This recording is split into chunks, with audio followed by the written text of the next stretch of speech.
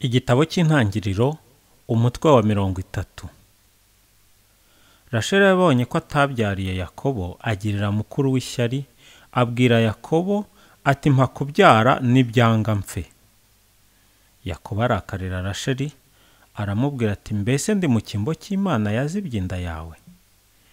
Rasheli ati dore umuja wanjye Biliha, musange azambyarire ku bibero nanjye ngire urubyaro. Amuha Biliha umuja we w'umugore. Yakobo aramutunga.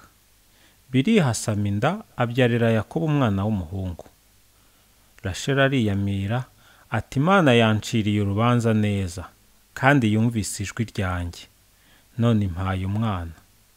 Nicyo cyatumye amwita Dani, bisobanura ngo niyo mucamanza wanjye. Biliha umuja wa Rasheli nanone asama inda abyara umwana w'umuhungu. Rasheli ati narwanye intambara ikomeye na mwene data, none ndatsinze. Nuko amwita Nefutali, bisobanura ngo nararwanye. Leya yabonye ko atakibyara, umuja we Zilipa amwegurira Yakobo. Zilipa umuja wa Leya abyarira Yakobo umwana w'umuhungu. Leya ariyamira ati mbega umugisha! Umwana amwita Gadi, bisobanura ngo umugisha.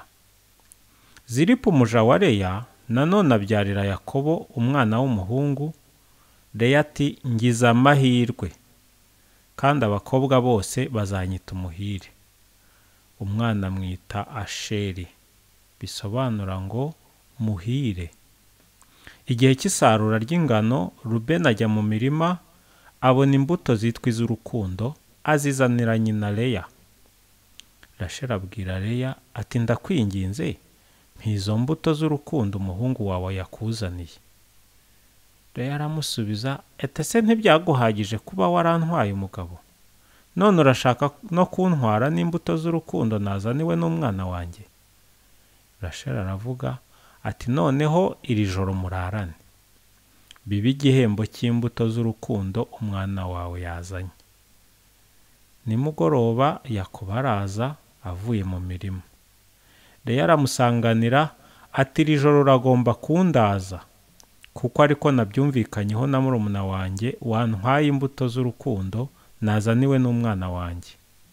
Nuko Yakobo ararana na Leya iryo joro. Imana yumva Leya arasama abyara umwana w'umuhungu wa 5. Leya ariyamira ati Imana yampaye ibihembo byanjye, kuko umugabo wanjye namuhaye umuja wanjye. Umwana amwita Isakari, bisobanura ngo igihembo. Leya arongera asama inda abyara undi mwana w'umuhungu wa 6. Ariyamira ati Imana ingabiye neza, noneho umugabo wanjye azanyubaha kuko mubyariye abahungu 6. Umwana amwita Zabuloni, bisobanura ngo azanyubaha. Hanyuma Leya abyara umwana w'umukobwa amwita Dina. Imana iza kwibuka Rasheli, Imana iramwumva nawe imuha kubyara. Asama inda abyara umwana w'umuhungu. Ariyamirira ati Imana inkejeje ikimwaro. Amwita Yozefu, bisobanura ngo niyongere, agira ati Imana irakanyongereraho undi mwana w'umuhungu. Yakobo akungahara. Nuko Rasheli amaze kubyara Yozefu, Yakobo abwira Labani ati nsezerera ntahe njye mu gihugu cyacu, nta bana banjye n'abagore banjye, kuko nababonye ngukoreye maze nigendere.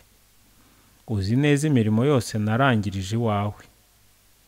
Labani aramubwira ati ubonye nagize ubutoni mu maso yawe, nahishuriwe ko Imana yampaye umugisha ku mpamvu yawe. Yungamo ati mbwira igihembo wifuza nzakiguhe. Yakobo atuze uko nagukoreye nuko amatungo yawe yabaye meza nyaragira, kuko ayo wari ufite yari make ntaraza, none akaba yarororotse cyane. Uhoraho yaguhaye umugisha. ubu se nzatangira ryari gukorera urugo rwanjye? Labani ati nguhe iki? Yakobo aramusubiza ati ntacyo, ariko nungenzereza uko ngiye kukubwira nzongera nkuragirira amatungo. Uyu munsi ndanyura mu matungo yawe yose nkuremo intama z'utugondo n'iz'amatobo zose zishobora kubyara, nizo zizaba igihembo cyanjye.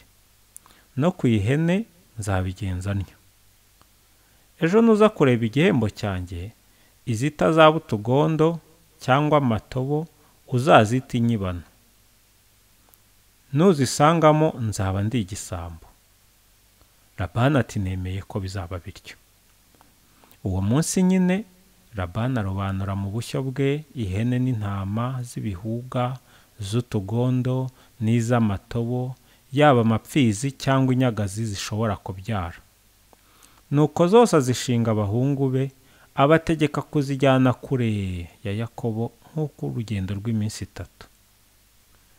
Yakobo we yaragiraga amatungo yasigaye mu bushyo bwa Labani.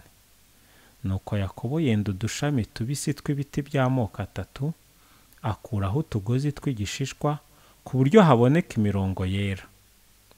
Hanyuma twa dushami adushyira imbere y'ibibumbiro aho amatungo ashokera ngo intama zitubone. Zaza kunywa zikarinda. Amapfizi n'inyagazi zakwimanyiriza imbere y'utwo dushami, bigatuma inyagazi zibyara utwana tw'ibihuga, tw'utugondo cyangwa tw'amatobo.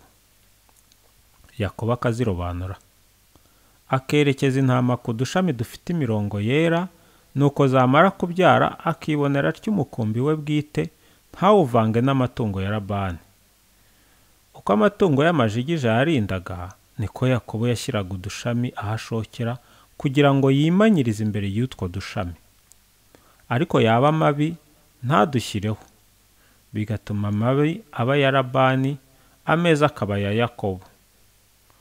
Uwo mugabo agwiza amatungo cyane, agwiza abaja, abagaragu, ingamiya n'indogobe.